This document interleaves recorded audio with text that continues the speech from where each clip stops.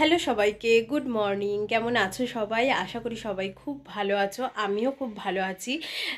Good morning হয়েছে কিন্তু অনেকক্ষণ আগে। এখন ঘড়িতে বাজে 9:30।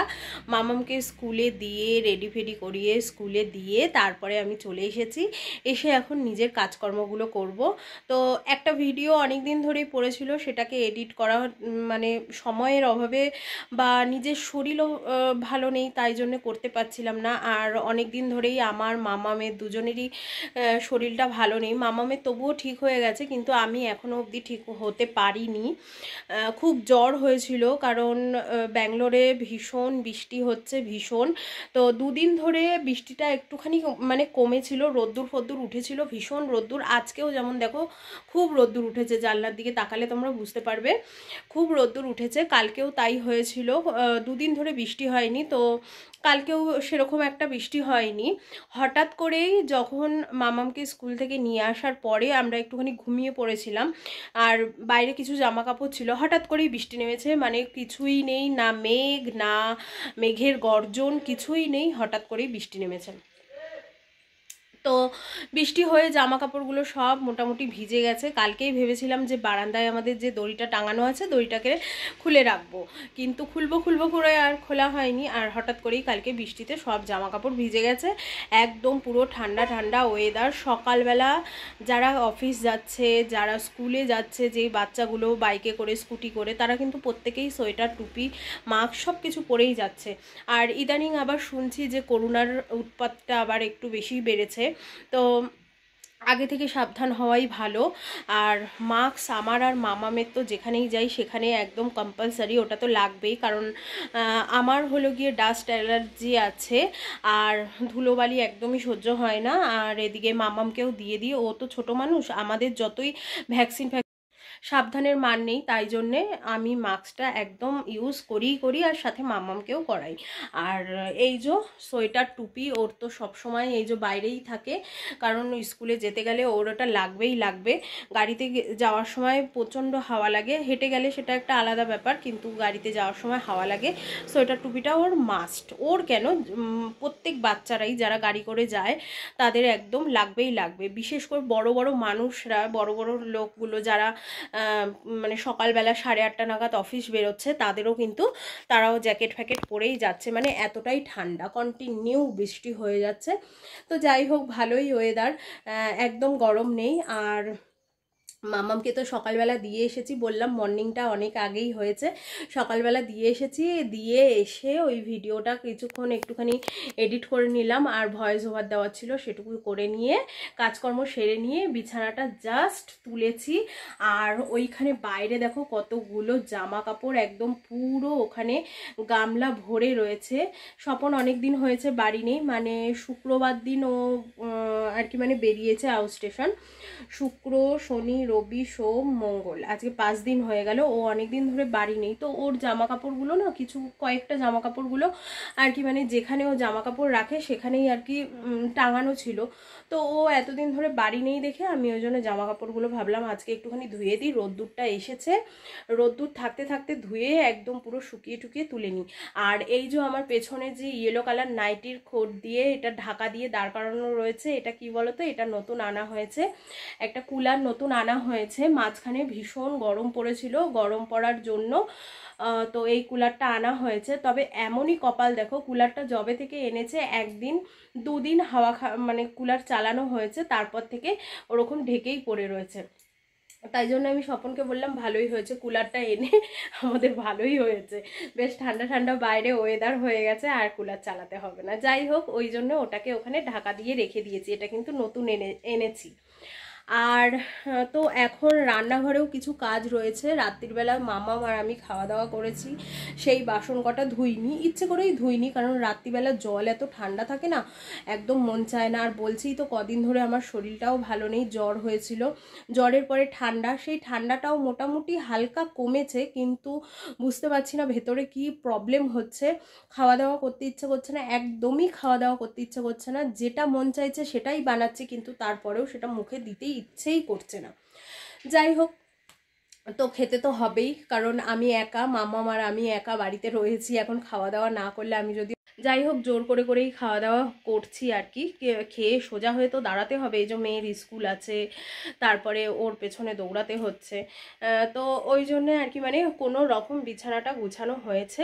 আর এখন সোজা চলে যাব রান্নাঘরে। রান্নাঘরের মোটামুটি বাসন কোসনগুলো রয়েছে, সেই বাসি কাজকর্মগুলো সেরে একদম পুরো জামা কাপড় ধুয়ে ঘর ঠর পরিষ্কার করে, মানে মুছে ঠুছে একদম পুরো সে স্নান টান করে, আজকে আবার লোকনাথ বাবার পুজো আছে জানো তো। ঘরে তো সেরকম একটা ফল টল নেই, তো ইসে আছে ওই যে কি বলে মৌসুম্বি লেবু আছে, তো ওই মৌসুম্বি লেবু দিয়েই আজকে একটুখানি পুজো দেবো। লোকনাথ বাবার পুজো বলে কথা, আমার ঘরে যদি লোকনাথ ঠাকুর না থাকতো তাহলে একটা আলাদা ব্যাপার ছিল, কিন্তু ওনাকে তো আমি পুজো দিই, প্রত্যেক দিনই জল মিষ্টি দিই। তো উনি যেহেতু আমার ঘরে আছেন, তো আমি ওই জন্য একটুখানি ঘরে যে ফল আছে সেই ফল কেটে একটুখানি পুজো দেবো। আর স্বপন থাকলে একটুখানি মিষ্টি ফিষ্টি আনাতাম, ও তো আর নেই, তো কি করা যাবে। যাই হোক, তাই জন্য ঝটপট করে কাজকর্ম সেরে নিই। আবার এদিকে রান্নাও করতে হবে, আবার এদিকে মেয়েকেও আনতে যেতে হবে। চলো আমার সাথে তাহলে তোমরাও দেখতে থাকো। এই যে ঘরে ফুল ছিল না, কটা ফুল তুলে নিয়ে আসলাম। এই যে ওপরে একজনের গাছ আছে, তো ওকে বলে কটা ফুল তুলে নিয়ে আসলাম, আমার গাছ দিয়েও কটা তুললাম। এখন এটাকে জল দিয়ে রেখে দেবো, দিয়ে তারপরে পুজো করার সময় পুজো দেবো। আর কালকে আমার গাছে ফুল ফুটেছিল, সেগুলো দিয়ে তো পুজো দিয়েছি। আর আজকে এই কটা তুলে নিয়ে আসলাম, লোকনাথ বাবার পুজো। ফুল নেই, আমি স্কুলে গেছি তো ভুলেই গেছি যে পয়সাটা নিয়ে যাই, ফুল নিয়ে আসব, আর তো হয়নি। এই যে ফুল কটা তুলে নিয়ে আসলাম। রান্নাঘরের দেখো মোটামুটি সব পরিষ্কার করে ফেলেছি, ওখানে যে কটা বাসন ছিল ধুয়ে মেজে গ্যাসটা একটু, এই দেখো রান্নাঘরের এইখানটায় না একটা পর্দা লাগিয়েছি, দেখো তো ভালো লাগছে না? না হলে না সব দেখা যায় ওর ভেতরে কি আছে না আছে, ওই জন্য একটা পর্দা লাগিয়ে দিয়েছি। আর ওপরটা তো এরকমই একদম পরিষ্কার টরিষ্কার করে নিয়েছি। এদিকে ঠাকুরের বাসনও একদম মেজে ঠেজে ধুয়ে নিয়েছি, এখন তাড়াতাড়ি করে কাচাকাচি করব। আকাশের যা অবস্থা দেখছি, দেখো এই রোদ আর এই মেঘ, মেঘটা দেখতে পাচ্ছ? একদিকে রোদ দূর উঠেছে, এই দেখো একদিকে রোদ আসছে, ভীষণ রোদ আসছে, আর একদিকে আকাশে পুরো কালো মেঘ হয়ে রয়েছে। 3:30 নাগাদ নাকি বৃষ্টি নামবে, জানি না 3:30 সময় বৃষ্টি নামলে মেয়েকে কি করে আনতে যাব।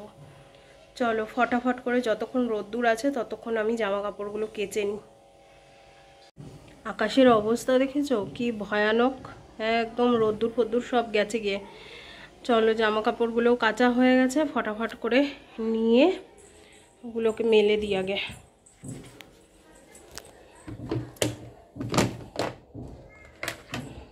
এত বাজে অবস্থা না আকাশের, একদিন ভালো যায় তো দুদিন বৃষ্টি, আর এই করে করে করে করে প্রত্যেকটা মানুষের ঠান্ডা জ্বর সর্দি কাশি একদম সব কিছু লেগে আছে, সব কিছু। বাপরে বাপ, এরকম যদি ওয়েদার থাকে তাহলে হবে না কেন বলো? মেয়েটাকে কি করে আনতে যাব ওটাই ভাবছি আমি। চলো জামা কাপড়গুলো ফটাফট করে মেলে দিই। স্নান টান করে বেরিয়েছি, আর দেখো চোখটা হালকা অ্যালার্জি, তো এখন স্নান করে বেরোলেই দেখছি এই চোখটা না লাল হয়ে, হয় এই চোখটা নয় এই চোখটা, মানে দুটো চোখের মধ্যে যে কোনো একটা চোখ লাল হয়ে যায়।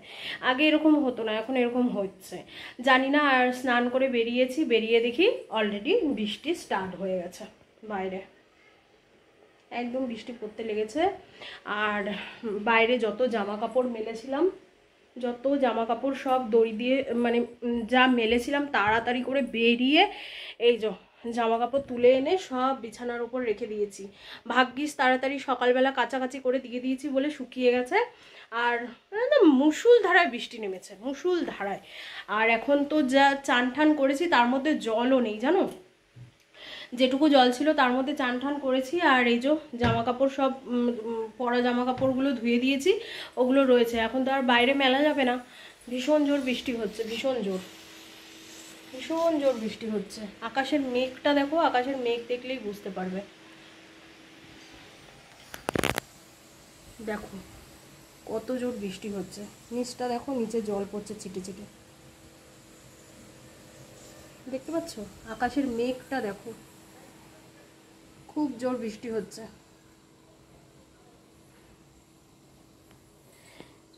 আমি জানতাম যে আজকে 3:30 থেকে বৃষ্টি হবে, সবে 1টা বাজে, এখনও এত বৃষ্টি শুরু হয়ে গেছে। এখন আমি স্নান করব, আর এই স্নান তো হয়েই গেছে, পুজো দেবো, তার মধ্যে ইসে নেই, কি বলে, জল নেই। যেটুকু জল ছিল ঠাকুরের জলটা তাড়াতাড়ি করে স্নান টান করে মাথা ফাথা আছড়ে নিয়ে তাড়াতাড়ি করে ঠাকুরের জলটা তুলে নিলাম। আর জামা কাপড় টাপড় সবই একদম মানে ড্রাই করা হয়ে গেছে, শুধু মেলে দেবো। আর কথা না বাড়িয়ে তারপরে একটুখানি ভাত বসাবো।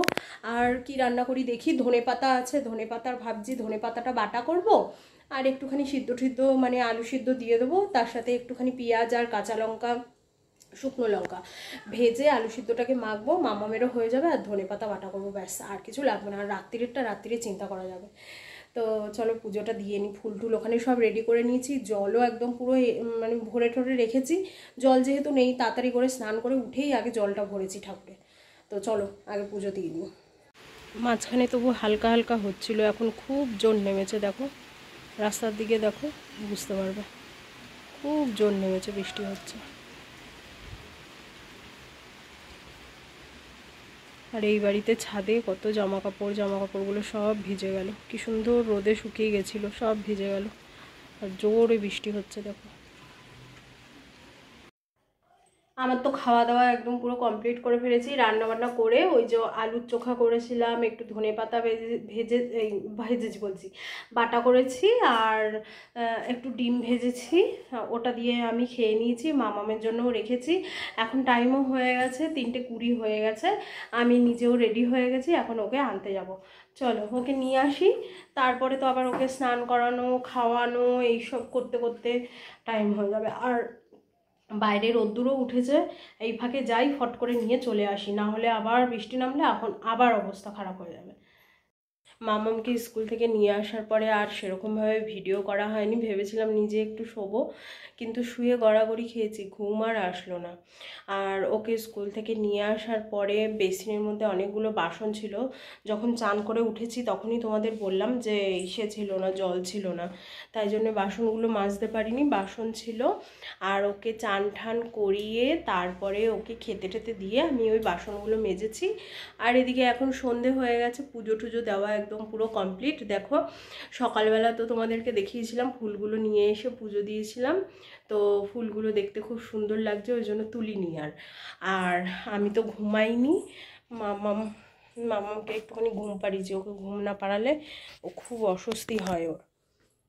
এই যে ও একটুখানি ঘুমোচ্ছে, ওপরে কিন্তু ফ্যান চলছে না, দেখো ঠান্ডা মারাত্মক। তো ওই যে চাদর গায়ে দিয়ে ঘুমোচ্ছে, আমি ওই পাশে শুয়েছিলাম, মানে ওর পাশে আমাকে শুতেই হবে, ওর পাশে না শুলে ও ঘুম আসে না। তো ওকে একটুখানি ঘুম না পাড়ালেই নয়, কারণ অনেকটা সকালবেলা ওঠে, তো ও যদি একটুখানি না ঘুমায় না, তাহলে মানে বেশি রাত অবধি, মানে বেশি রাত মানে কি 10টা কি 10:30 অবধিও বসে থাকতে পারে না, আর খালি বলবে মাথা যন্ত্রণা করে, এই করে সেই করে। তো ওই জন্য ওকে জাস্ট একটুখানি ঘুম পাড়ানো। তো ঘুমিয়ে রয়েছে, আর আমি উঠে সন্ধে পুজো দিয়েছি, শাক বাজিয়েছি, কোনো টের পাইনি। যাই হোক, এখন তো দুপুরবেলা তো যা রান্না করেছি সেগুলো মোটামুটি খাওয়া দাওয়া কমপ্লিট হয়ে গেছে। আর অনেক দিন বাদে মানে আজকে যেন মুখে রুচি এসেছে ভাত খাওয়ার। তো অনেক দিন বাদে আজকে ভাতটা যে খেয়েছি, সেই ভাতটা যেন একটুখানি তৃপ্তি করে খেয়েছি, মানে মুখে হয়তো রুচি আসছে, শরীর থেকে হয়তো ভেতরে হয়তো জ্বর জ্বর ছিল, সেগুলো হয়তো মানে কমছে আর কি, সেরকমই একটা ব্যাপার হয়েছে। ওই জন্য আজকে ভাত খেতেও ভালো লেগেছে, কোনো অসুবিধা হয়নি। তো ভাবলাম যে রাত্রিবেলা মামা বলছে কি কি রান্না করবে, তো আমি বললাম দেখি কি রান্না করি। তো ভাবছি যে একটুখানি আলুর তরকারি আর একটুখানি লুচি বানাই, অনেক দিন হয়েছে লুচি টুচি আমাদের একদম খাওয়াই হয় না, একদম খাওয়া হয় না, আর ভালোও লাগে না, মানে করার জন্য না এত, খেতে কিন্তু 1 মিনিটও টাইম লাগে না, কিন্তু দাঁড়িয়ে দাঁড়িয়ে করতে যতটা টাইম লাগে খেতে একদম টাইম লাগে না। তো ওই জন্য আর ইচ্ছাও করে না, ভালোও লাগে না। তো আজকে ভাবলাম যে আমি আর মামাম রয়েছি, তো ওর পাপা তো নেই, তো অল্প কটা লুচি, আর মেয়েটাও মানে খাবে খাবে করছিল অনেক দিন ধরেই লুচি, তো ওকেও করে দেওয়া হয় না, স্কুলেও টিফিন দেওয়া হয় না এখন লুচি টুচি, তো ওই জন্যে একটুখানি আলুর তরকারি আর লুচি বানাবো। তো ততক্ষণে একটুখানি চা টা খেয়ে নিই আর ওকে ডাকি, ও উঠে কি খায় দেখি। দুধ খেলে দুধ খাবে, নয়তো একটু মুড়ি টুড়ি চানাচুর ঠানাচুর যাই হোক কিছু, একটু বাদাম খেয়ে নেবে। তো চলো, আর ভিডিওটা বড় করছি না। তো আমার বকবক আজকের মতো এইটুকুই। সবাই সুস্থ থেকো, ভালো থেকো। দেখা হচ্ছে নতুন কোনো ভিডিওর সঙ্গে, ততক্ষণের জন্যে টাটা।